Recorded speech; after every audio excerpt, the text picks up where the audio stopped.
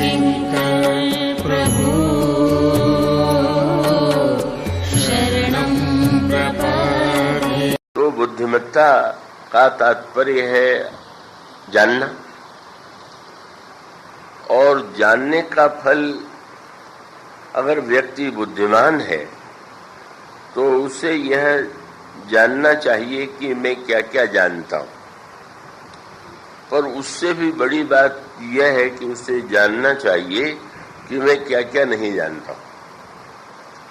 जब व्यक्ति यह देखता है कि मेरी बुद्धि बड़ी पैनी है, मैं बहुत कुछ जानता हूं, तो उसमें बुद्धि का अभिमान होता है।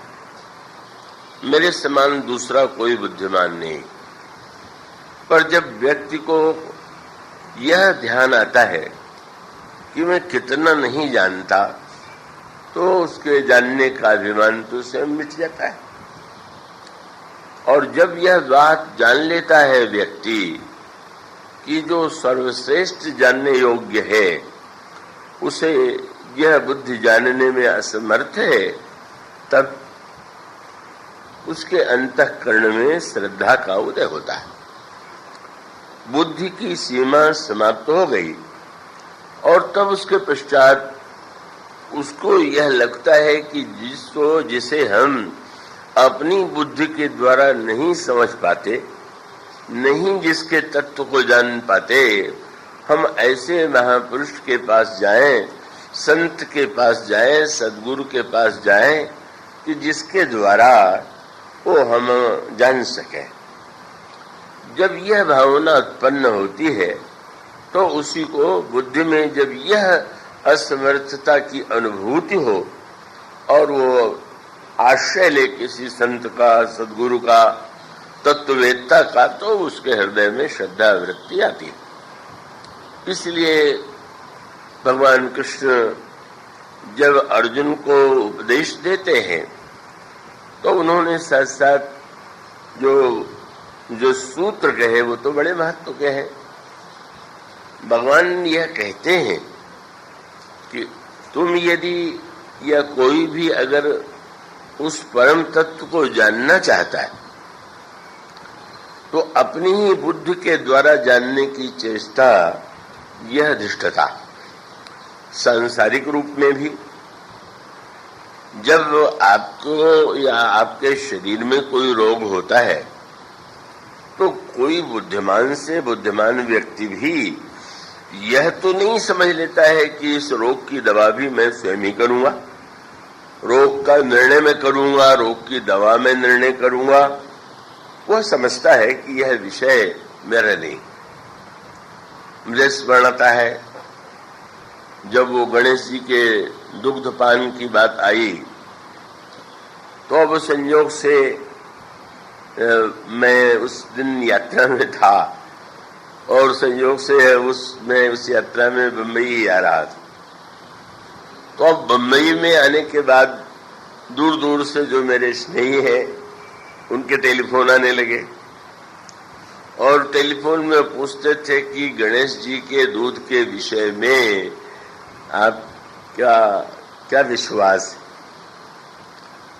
तो अब उस समय मेरे एक परिचित थे शुक्लाबाद के, उनका टेलीफोन आया तो मैंने कहा मैं तो वैसे यात्रा में था, पर तुमने गणेश जी को दूध पिलाने की कोशिश की थी। कहा की थी, क्या हुआ? गणेश जी ने 6 चम्मच दूध पी लिया। तो मैंने कहा फिर मुझसे क्यों पूछ रहे हो? तुमने कह रहे हो कि तुमने पिलाया और उन्होंने पी लिया, मुझसे क्यों पूछ रहे हो?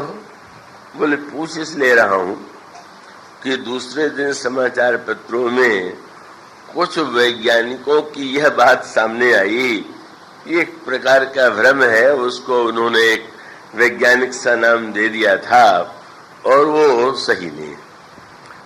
तो मैंने ये कहा कि तुमने प्रत्यक्ष देखा और वो वैज्ञानिक नामधारी, वैज्ञानिक माने का वो वैज्ञानिक समस्त जो भौतिक विज्ञान है उसके भी किसी एक शाखा को जानने वाला व्यक्ति है।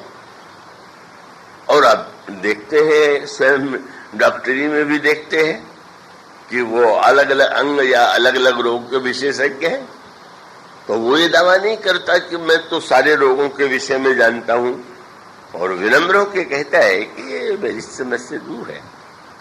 तो मैंने कहा कि तुम जिस वैज्ञानिक नाम के उस भाषण से प्रभावित हो गए, वो किस विज्ञान का ज्ञाता है? वो भौतिक विज्ञान के किसी शाखा का ज्ञाता है कि मूर्ति विज्ञान का पंडित है?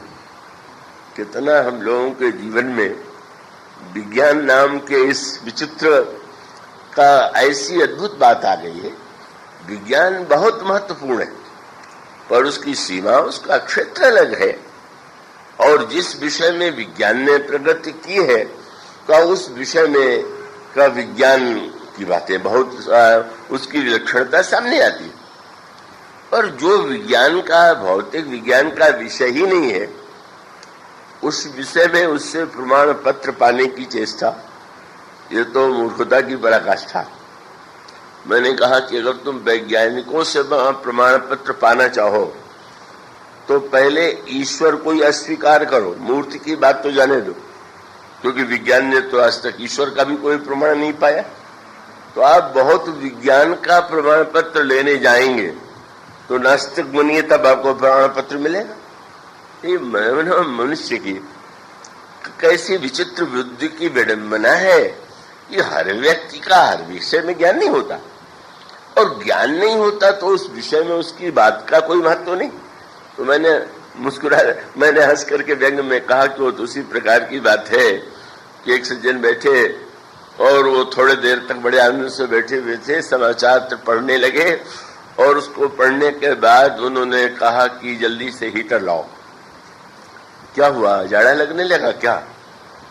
कल समाचार पत्र में मिला और लगा हुआ है, पढ़ा मैंने कि आज बड़ी शीतलहर है। ठंड उन्हें लगी नहीं, समाचार पत्र में पढ़ करके लगा कि आज बहुत शीत। कितनी बड़ी बुद्धिमत्ता है।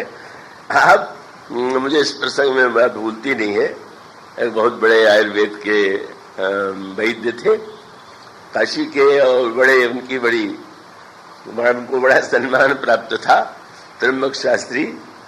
और बहुधा उनके पास लोग बहुत असाध्य रोगों को लेकर के ही जाते थे, और वो कटुभाषी इतने थे कि बहुत देर से कोई रोगी आवे तो ये कहे बिना नहीं रहते कि चलो बड़ा अच्छा हुआ तुम आ गए। तो हमने सोचा होगा कि त्र्यंबक शास्त्री की दवा से अच्छे हो जाएंगे तो ठीक ही है, नहीं काशी में मरेंगे तो मुक्ति तो हो ही जाएगी। बहुत ही उनके स्वभाव में बात थी, पर उस विषय के वो इतने बड़े पंडित थे कि लोग आते थे। तो वहां उसमें अंग्रेजों का राज्य था, वहां का जो शासक था, डीएम था, वो अस्वस्थ हो गया। उसकी बड़ी दवा की गई, अच्छे से अच्छे एलोपैथी के डॉक्टर बुलाए गए, उसके रोग को समझ करके दवा नहीं दे पाए, नहीं अच्छा कर पाए। तो किसी ने नाम ले लिया कि न हो तो त्र्यंबक शास्त्री जी को ही बुला के दिखा दिया जाए। आ गए, शास्त्री जी ने देखा, रोग समझ लिया, दवा दे दिया, और वो स्वस्थ हो, वो जो अंग्रेज डीएम था वो स्वस्थ हो गया। उस समय वहां का जो अंग्रेज सिविल सर्जन था का वो बड़ा प्रभावित हुआ शास्त्री जी से, और वो लिख करके एक कागज उसने शास्त्री जी को थमा दिया। शास्त्री जी ने पूछा कि ये क्या है? बोले मैं प्रमाण पत्र दे रहा हूं कि आप बहुत योग्य वैद्य। उन्होंने फाड़ करके फेंक दिया, अरे मूर्ख, तुझ जैसे मूर्खों का मैं प्रमाण पत्र लूंगा? जिस रोग को तू समझ नहीं पाया, दवा नहीं दे पाया, अब तू मुझे प्रमाण पत्र देगा कि मैं योग्य हूं? मानो वो उनका विश्वास अपनी चिकित्सा पद्धति पर था। तो इस प्रकार से सच बात तो ये है कि जब आप बस ये सोच लेते हैं कि आज वैज्ञानिक युग है और सबके लिए इन वैज्ञानिकों का प्रमाण पत्र मिलना चाहिए, ये बहुत बड़ा दुर्भाग्य है। इस भ्रम में पड़ने की आवश्यकता ही नहीं है कि जो वस्तु उनका विषय ही नहीं।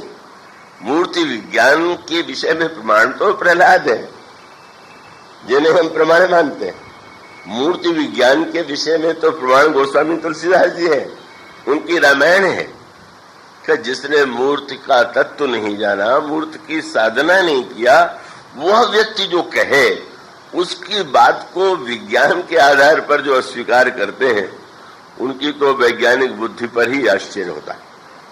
तो वस्तुतः बुद्धि की अपनी एक सीमा है।